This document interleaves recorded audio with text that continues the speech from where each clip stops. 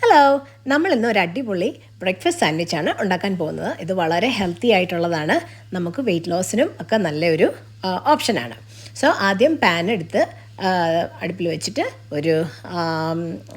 എന്തെങ്കിലും ഒരു oil spray ചെയ്ത് നമുക്ക് വേണ്ടത്ര മുട്ട എടുത്ത് പൊട്ടിച്ചൊഴിക്കുക. ഇവിടെ ഞാൻ 2 എടുത്തിരിക്കുന്നത്. അതിലേക്ക് ഉപ്പ്, കുരുമുളക് ഇടുക. ഇനിയും ബുൾസായി മാതിരി ഇഷ്ടമില്ലാത്തവർക്ക് അത് ഉണ്ണി പൊട്ടിച്ചെടുക്കാം കേട്ടോ. ഇതെൻ്റെ ഹസ്ബൻഡിന് വേണ്ടി ഉണ്ടാക്കുന്നതാണ്. പുള്ളിക്ക് ഈ യെല്ലോയിഷ് പാർട്ട് റണ്ണി ആയിട്ട് കിടക്കുന്നത് ഇഷ്ടമില്ല. അപ്പോൾ അതുകൊണ്ട് ഞാനത് കുറച്ചൊന്ന് വേവിക്കാറുണ്ട്. അങ്ങനെ നമ്മളുടെ മുട്ട ഏകദേശം വെന്ത് വന്നു. ഇനി നമ്മളുടെ മെയിൻ താരം എന്ന് പറഞ്ഞാൽ സൂപ്പർ ഫുഡായ അവക്കാഡോ നമുക്ക് കടലിലൊക്കെ വാങ്ങിക്കാൻ കിട്ടും. നല്ല പഴുത്ത അവക്കാഡോ വേണം, അല്ലെന്നുണ്ടെങ്കിൽ അത് ഹാർഡായിട്ടിരിക്കും.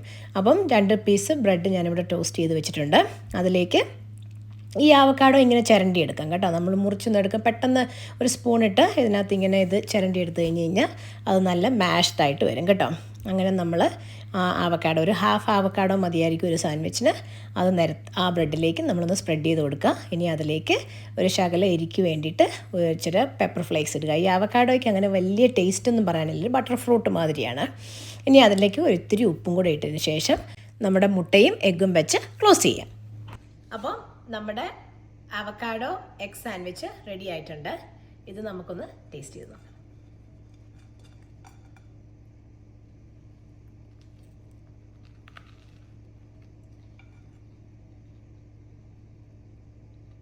So good. അപ്പം എല്ലാവരും ഇത് ട്രൈ ചെയ്യുക. ഇഷ്ടപ്പെട്ടാൽ ലൈക്ക് ചെയ്യുക, സബ്സ്ക്രൈബ് ചെയ്യുക. See you later. Bye.